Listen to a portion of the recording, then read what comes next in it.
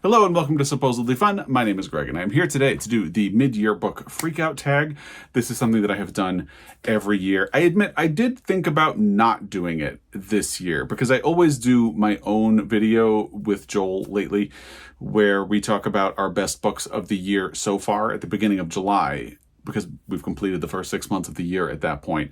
And obviously this year I want to do the same. So part of me got stuck in my head about, does the mid-year book Freakout tag kind of step on the toes of that video?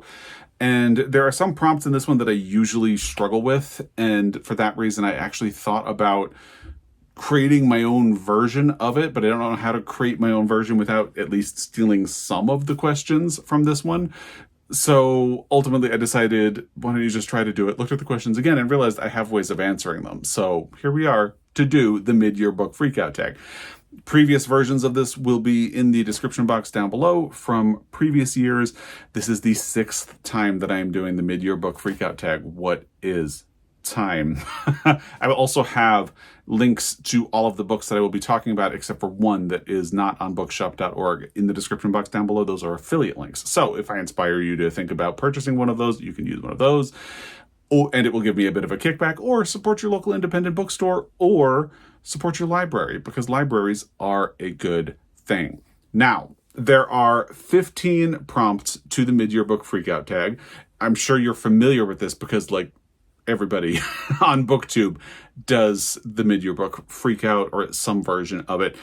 I believe the tag originator or one of the co-creators is no longer on YouTube, just to make it a little bit tricky. And the original questions were a little more specifically about like blog posts, not YouTube. There's one that can kind of go either way. So we'll get into it. Let's just kick things off. The first prompt for the mid-year book Freakout tag is, what is the best book you've read so far? Now, this is one of the questions that I kind of didn't want to answer because I figured it kind of spoils the best books of the year so far. However, I separate fiction and nonfiction, and I would say the best book that I've read so far in 2024 is actually nonfiction, and I'm going to spend my best books of the year really just focusing on fiction. So that allows me to highlight Angela's Ashes by Frank McCourt, which I would say is probably the best book that I read this year. I actually listened to this book on audio. Frank McCourt read the audio a long time ago, and he does such a good job. I was liking the book so much that I knew I wanted a copy of it, so I went to my local used bookstore. They had this edition of it, and now it lives in my library. I thought it was just fantastic. I read it in the lead up to Joel and I going to Ireland and Scotland for vacation because I wanted to read, and this was sort of a gaping hole in my reading because it had been recommended to me so many times since it was released, and I just had not read it. And part of that is that when people talk about this book, they always talk about how depressing it is. And what I found is that it is depressing. There are a lot of sad elements in this book because it is a memoir of growing up in poverty and at a time when healthcare and access to healthcare was really difficult. So Frank McCourt has a lot of siblings that die. His mother goes through grief periods about this. His father does as well. So there are a lot of sad things that happen as he marches on toward adulthood. However, and I think the audio really brings this out, it's also very funny. And that is the part that I really was not expecting. And I think, honestly, it's the part that really makes this a lasting book that so many people have loved. It's so good. It's so good. I would absolutely recommend it. I do recommend doing the audio because, as I said, Frank McCourt does such a good job. He also really brings out the sense of humor. He can have you devastatedly sad and then have you laughing on what would be the same page. And he does such a good job. And there are parts where he'll mention songs that his father would come home drunk and singing, and he actually sings the songs. So it's really nice to hear how they would sound if you're unfamiliar with them, as I was when I read this book. So the best book that I have read so far in 2024 is Angela's Ashes by Frank McCourt. Stay tuned for the fiction version of that in the beginning of July. I'll probably mention Angela's Ashes in that but I don't really I don't do an overall list. I don't do fiction and nonfiction together. So I'll mention Angela's Ashes in that video, but I will do a whole video with my fiction best of the year so far. So stay tuned for that. Prompt number 2, best sequel you have read so far. This is one that when I saw, I was kind of like, well, that's one of the ones I always struggle with, because I don't actually read a lot of series. I tend to get annoyed with series after a while. And I actually have only read one book that is a strict sequel this year, and that's Holiday Heartstrings by N.R. Walker. But I did like it, so I'm going to include it. Joel and I have read all of the books in the Heartbridge series by N.R. Walker. It's set in a fictional small town in western Montana, not far from where I actually live. And all of them are set during the holidays, as you can probably guess. And all of them are just male-for-male romances, and I think they are delightful. So we listened to one of them when we were driving over to Seattle to begin our trip in May. And it was delightful. So it's the only book that is a strict sequel. There is another book I read that is a sort of quasi-sequel, but I found it a little disappointing, and we'll talk about that in a moment. But yeah, best sequel I've read kind of by default is Holiday Heartstrings, but I do enjoy this series, so I'm not really mad about it either. It is what it is. Prompt number 3, new release you haven't read yet, but want to. The first one is Wandering Stars by Tommy Orange. Tommy Orange wrote There, There, and this isn't really a sequel. It's sort of a quasi-sequel. So I believe parts of the book are almost like a prequel, and then parts of it are a sequel to There, There, which was a Pulitzer Prize finalist, by the way, and I think it's a fantastic book. So I really want to read that book. I just haven't gotten around to doing it yet. And when I do, maybe it would supplant Holiday Heartstrings as sequel, because as I said, part of the book is a sequel to There, There. But yeah, it's one of the biggest releases of the year that I have not managed to read yet. I would love to catch up to it in the second half of 2024. The other one that I'm going to include is Greta and Valden by Rebecca K. Riley. This is something that I had included in my most anticipated books of 2024. I'll have that video in the description box down below if you want to check out what else was on that list. I believe Wandering Stars was as well. And I've heard that this is a very funny book. I have also gotten some comments from people who have said that they didn't quite catch the humor. The author is from New Zealand, and it's a bestseller over in that part of the world, and I would just love to catch up to it. So hopefully I will be listening to this on audio if I don't get to the print book in the second part of 2024 as well. And again, if you want more about what this book is about, I will link the most anticipated books of 2024 in the description box down below, because I don't want to take time in the middle of a tag to tell you exactly what this is about, but it's supposed to be queer and funny and cool. I believe it is compared to the Royal Tenenbaums somewhere. I'm not seeing it on the back of the book anywhere, but I think that's kind of what caught my attention and made me want to read a copy. I managed to get an advanced reader's copy from Avid Reader Press, so now I just need to catch up to Greta and Valden, and hopefully I will soon. Prompt number 4, most anticipated release for the second half of the year, which to me says something that hasn't come out yet. Now, I did a whole video on books coming out through September, and I'm going to do another video for the last half of 2024, probably sometime in July, so stay tuned for that. So I went to that video for most exciting upcoming books, which will be linked down below as well, and I thought about the ones that have still not come out yet and which one I'm most excited about, and decided Hombrecito by Santiago Jose Sanchez is the one that I would say I'm most excited about. This comes out at the end of June, I believe. About a week ago, I actually got an email from Riverhead, the publisher of this book, randomly asking me if I wanted a copy of it. And I said, "Are you kidding me? Of course." That's actually one of my most anticipated books for the rest of the year. And they said, cool, we're going to send you one. And it arrived today as I am filming this. Let me try not to drop it.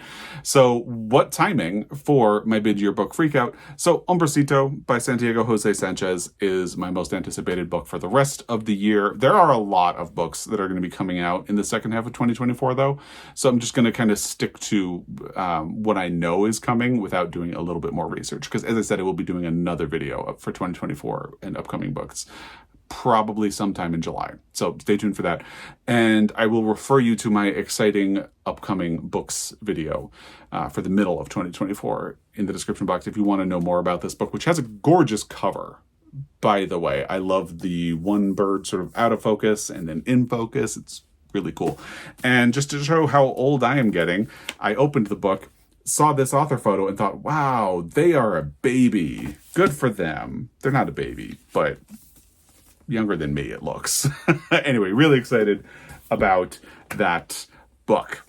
Prompt number 5, biggest disappointment. Now we get to the quasi-sequel that I read, Float Up, Sing Down by Laird Hunt. And I feel bad saying this. This was one of my most anticipated books for 2024. But here we are. Sometimes there are disappointments. Now, Zori by Laird Hunt is a wonderful book. If you haven't read Zori, do it. It's short, sharp, beautiful. I'm a huge fan. And Float Up, Sing Down is a collection of linked stories that are set in the world of Zori, which is a world that Laird Hunt has played in the past. And because there are loose connections between some of his books, I could sort of count it as a sequel if I wanted, but it doesn't matter. So, and all that matters is that this ended up being a bit of a disappointment. It's not badly written. It just feels like ideas for characters and things that could have shown up in Zori that didn't serve much of a purpose there, but they still don't serve much of a purpose here. So they're fine. Ultimately, it doesn't really feel like there's any heft, like it doesn't really mean a whole lot. So that's why it was a bit of a disappointment. It's also something I was really looking forward to. And to me, disappointment says you had a big sense of anticipation, because for something to be a disappointment, there has to have been some sense of anticipation, because there needs to be a letdown. And it's not a bad book. I really want to stress that it's not a bad book. If you want to read Float Up, Sing Down, go ahead. Maybe you will like it a lot more than I did. It just kind of felt to me like there wasn't all that much purpose for it. Oh well. Let's get to the next prompt, which is biggest surprise. And I'm going with Mrs. Quinn's Rise to Fame by Olivia Ford. This was another one of my most anticipated books of 2024. I did a good job with that list, I have to say. Well, sort of, but because obviously this one was on it. But I've read a bunch of those books and most of them have been hits so far. And this one definitely was. And I included it because I knew I was going to like it. I knew I was going to like it. The reason it's a surprise is that I fully did not anticipate how much I would like Mrs. Quinn's Rise to Fame. Now, I'm a big fan of the Great British Bake Off. So this is set in a woman who is older goes to compete on a show that is clearly meant as a stand-in for the Great British Bake Off. So I knew from that angle alone, I was probably going to enjoy this book, but it is surprisingly a little bit serious. There are storylines, there's a past storyline that has some emotional heft and resonance to it, which I think really increased it. But there's so much chemistry. The character of Mrs. Quinn is just delightful. And I would absolutely read a sequel about her and I think his name is Ali, who's another person competing on this show. I love the relationship between her and her husband and her family. So I think the biggest surprise was just how much I ended up liking Mrs. Quinn's Rise to Fame by Olivia Ford, and I would totally recommend it to you. Prompt number 7, favorite new author or an author who is new to you. It could be a debut or an author who is new to you. Now, I have two that I want to talk about here. Let me try not to knock stuff over. The first is Frank McCourt, because I had never read a book of his before, and I can tell you, after finishing Angela's Ashes, I am really looking forward to reading his other two memoirs. There's one called Tis, and there's one called Teacher Man, and I'm really looking forward to both of them. Obviously, I'll be looking for them on audio, and I did not try to cram them in before we went to Ireland and Scotland, but I would love to catch up to them sometime soon. So Frank McCourt is an author who is new to me in 2024, and I really look forward to reading his other two books. The other author that I'm going to include in this prompt is John McGahern. I had heard of him when I read a memoir by Nuala O'Foylan, which was called Are You Somebody? That was something I wanted to read before going to Ireland. It's a memoir about growing up as a woman in a very Catholic country and the changes over the course of her life and her journey making a career. Anyway, I believe she actually dated John McGahern at some point. And I wanted to read him from her writing about him in this memoir of hers. Amongst Women is probably his most known book, but I could only find one called By the Lake. And I didn't manage to read it before we went to Ireland, but when we were in Ireland, obviously, that's a lot of John McGahern books. His books aren't unavailable in the United States, but they are more difficult to find and not widely available. So this is the only book in the description box down below that does not have an affiliate link to bookshop.org. If you would like to read a copy of this, you're going to have to track down a copy on your own. It's not impossible, but it's not likely to be something that you could walk into your local bookstore if you are in the United States and find. If you're in Ireland or the UK, very good chance that you could do that. So I picked this up while we were in Ireland, and while we were traveling around, I actually read it, and it is wonderful. Absolutely wonderful. I loved it so much that I wanted to go out and get more of his books. I didn't while we were in Ireland, but I went back to my local used bookstore, and another one of his books had turned up. So I actually have two other books of his on my bookshelf that I could pick up, and I'm just really looking forward to exploring his catalog a little bit more. Amongst Women was longlisted, or I think it was actually shortlisted for the Booker Prize the year it was released. I can't remember what it lost to, but yeah, I would say this is a great book. I really enjoyed it a great deal, and I would recommend it to you, and I look forward to reading more by John McGahern as well. Next prompt is newest fictional crush. This is a prompt that I always want to skip when I do the mid-year book freakout, because I am not someone who ever gets crushes on fictional characters. So I always struggle with how to answer this. I think one year I went with, I feel the character I felt most deserved a hug or who I would just kind of want to give a hug to maybe make them feel better. And when I went back and looked at the prompts for this year, I realized it's not a crush. I don't get crushes on characters in books. But Muddy from Small Joys by Elvin James Mensah is pretty easily the character who comes the closest to that, because I just adore him. I think he's absolutely adorable. So in Small Joys, you have a character named Harley who is struggling with depression and anxiety and who has suicidal ideation, and he meets Muddy. Muddy is a nickname. And they become friends, and they develop this very close-knit friendship. And Muddy is this delightful person who is just sunshine in a bottle. He's always trying to cheer people up. He always wants everybody to be happy. And the friendship that he develops with Harley changes both of their lives and sets Harley on a course toward healing himself and addressing a lot of the issues that he has been carrying with himself. And Muddy is just a total delight. He is someone you would love to know and have in your life. And you do kind of just want to give him a hug, going by that metric that I had used for this prompt in the past, because he is so concerned with taking care of other people that he doesn't always take care of himself. And you kind of want to then make sure that he is taking care of himself as well. And yeah, Muddy is delightful. He's just wonderful. And I really liked the book Small Joys as well. I got this paperback copy of it when we were in Scotland. And yeah, it is a wonderful, wonderful, wonderful book. So honestly, you could read it just for Muddy alone. He's that good of a character. Prompt number 9, newest favorite character. Well, we're going right back to Small Joys by Elvin James Mensah, because Muddy. He's so great. He's so great. I love him. Harley is actually a great character as well. And there are great dynamics between all of the characters in this book as well. So we go right back to Small Joys. But I do have some others. Mrs. Quinn, and I think his name is Ollie, the other competitor from Mrs. Quinn's Rise to Fame. Honestly, I would hope that Olivia Ford would write a sequel where both of them end up competing on like an all-stars season of this British Bake Off stand-in TV show, because I thought the dynamic between the two of them was just so sweet. I love Mrs. Quinn as well, so I had to include both of them on this. Prompt number 10, book that made you cry or saddest book that you have read. I am going to talk about 3 books for this one.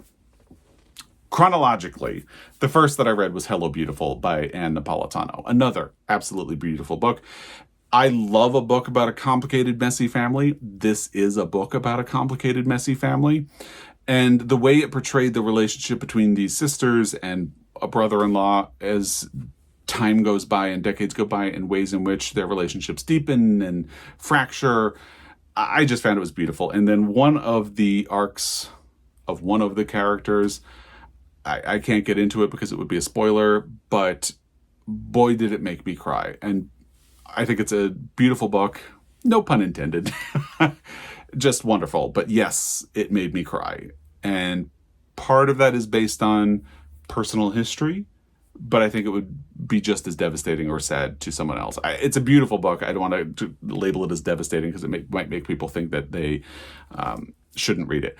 If you are one of the people who was excited about me reading Dinner at the Homesick Restaurant last year, Hello Beautiful is a good book for you. You should really check it out. So this was one of the books that has made me cry so far this year. And then I'm actually not going to go chronologically, because the one that I would say is the winner of this was actually the one that I read next. We're going to jump to a different book instead, and I'll talk about Tin Man by Sarah Winman, which also made me cry, and which is also beautiful and also sad. I just read this recently, so, you know, it's a wonderful book. It is also very sad. It deals with, well, I don't want to get bogged down talking about what this book is about. I'll have a link to my most recent Friday Reads where I talk about this video in the description box down below, and you can check that out, but it also has a gorgeous cover. But this is a wonderful, wonderful, wonderful book that it's also sad. It really has the tone of loneliness and sadness, but it also lifts you up with kindness. And honestly, the kindness is the thing that really broke my heart, because at one point you have a character who is taking care of other people, but still feels lonely and separated from the rest of the world, and you just want to give him a hug. And it's a beautiful book, but yes, it made me cry. The book that made me cry the most, though, is actually Here We Go Again by Alison Cochrane. Another book that I really loved, and I was surprised by how much I liked it, but I think I was more surprised that I liked Mrs. Quinn's Rise to Fame, because I've already read 2 Alison Cochrane books and loved both of them, so I couldn't be too surprised. But Here We Go Again is probably my favorite of her books. It deals with a road trip, and you know it's going to be sad from the beginning, because the reason there is a road trip is that you have these 2 women who had been kind of inseparable when they were in high school, and they ended up their friendship fractured, and they kind of went separate ways, but now they're back teaching at their old high school. And the high school teacher, who is sort of a paternal stand-in for both of them, and who changed both of their lives in these beautiful ways, is dying.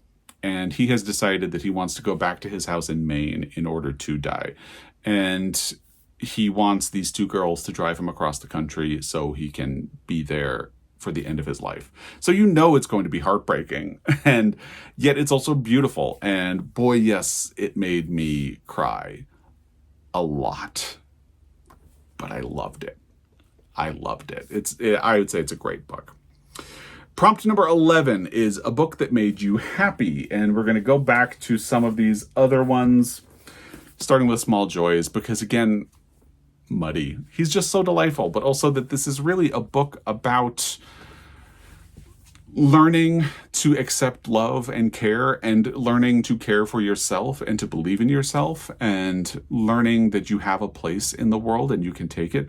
And that will always make me happy, because more people need to learn that. They need to learn that they have a place in this world, that they can find love and acceptance if they look for it and if they welcome it into their lives and their heart. And I think that's a beautiful message, and it makes me happy. It's not a pun based on the title.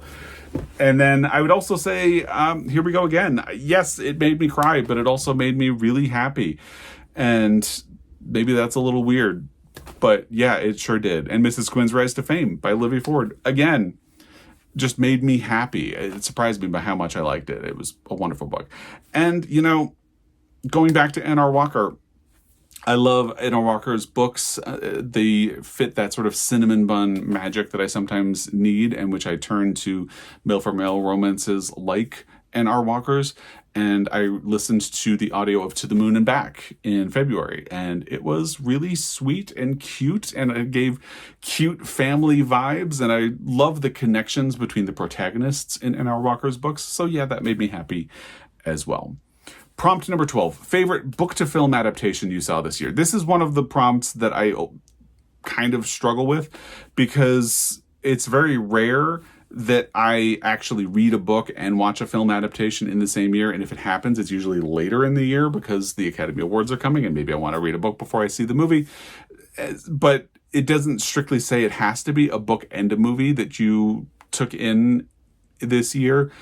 It could just be a film adaptation that you watched. So that's kind of where I'm going with this, because I haven't really done much in the way of adaptations. So the first one is American Fiction. I have not read the book by Percival Everett that it is based on, which is called Erasure. But American Fiction is a very smart movie, very well performed by Jeffrey Wright, and I thought it was very smart. It makes sense that it's based on a Percival Everett book, and it's if you haven't seen American Fiction, I would recommend it to you. But I would also mention Room at the Top, which is an older movie. It comes from 1959. And I looked into the book because I thought the movie was so powerful. And when I looked into the book, it seems they made some changes. And I feel like the book would not be a great reading experience. So I'm kind of deliberately staying away. But Room at the Top, starring Simone Signoret, I really enjoyed that movie. I think it's a great adaptation. And it gets rid of a lot of the problematic things from the book, and that makes me kind of glad. So that was a great adaptation as well. Prompt number 13, favorite review you have written this year, or Booktube version, favorite video you have done so far this year. I mean, it's not that I'm not proud of videos that I have done this year. I am, but I don't think I have a favorite. So I'm actually going to turn this one over to you. If you have a favorite video that I have done in 2024 so far, let me know in the comment section down below, because sometimes I have an answer to this. Like last year, my Pulitzer reaction when Demon Copperhead and Trust tied clearly was my favorite. So let me know what your favorite is for this year in the comment section down below. Prompt number 14, most beautiful book you've bought so far this year or received. And I'm actually going with Frankenstein, or The Modern Prometheus by Mary Shelley.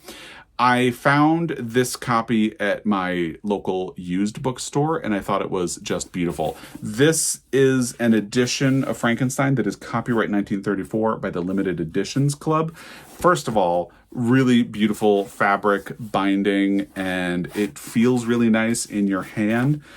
It's a little sun damaged on the spine, but that's fine. It is also illustrated. It's like a huge textbook sized copy of the book, but it is not heavy either. It has beautiful chapter breaks. And let me see if I can find an illustration in here. Here we go. There's one. So I'd say this is just a beautiful edition of the book. And I admit, I do not have any plans to read Frankenstein anytime soon, but I couldn't really pass this up as a collector's item or just something fun to have in the library. So I'd say this is the most beautiful. Prompt number 15. What books do you need to read by the end of the year? And I always take issue with the word need. I don't need to read anything. I could stop my reading right now and that would be fine if I wanted to. So I think of this more as what would I like to read by the end of the year. And Housemaid of Dawn by N. Scott Momaday is where I'm going to go with that, because so far in 2024, I have not done any books for my Pulitzer Prize project other than Night Watch, which I did not like. So this is the one that I had decided that I wanted to do next, because unfortunately N. Scott Momaday passed away at the beginning of the year. And I think this would be a very interesting book to read, because N. Scott Momaday was the first Indigenous winner of the Pulitzer Prize. And part of me is trying to think if I would want to go back and read Oliver Lafarge, because Oliver Lafarge won a Pulitzer Prize for a story about Native characters and Native culture. But Oliver Lafarge was not himself Native, and I think that is going to be an interesting part of the discussion, how N. Scott Momaday helped change things, because before Housemaid of Dawn won the Pulitzer Prize for fiction, Indigenous authors were not really taken seriously, and after N. Scott Momaday, that started to change. So part of me wonders if I should lump Oliver Lafarge into this journey, but really Housemaid of Dawn is the one that I am looking forward to. And then stay tuned for more upcoming releases, because there are a lot of books coming out later this year. Again, in July, I will be doing a whole video about that as well. And that is the mid-year book freakout tag. So I'm not going to tag anyone. If you have a channel and you want to do the mid-year book freakout, do the mid-year book freakout. And if you don't have a channel but want to play along, let me know what your answers to all of these prompts or some of these prompts would be in the comment section down below. As always, I really appreciate your time, and I will be back. Until next time, happy reading.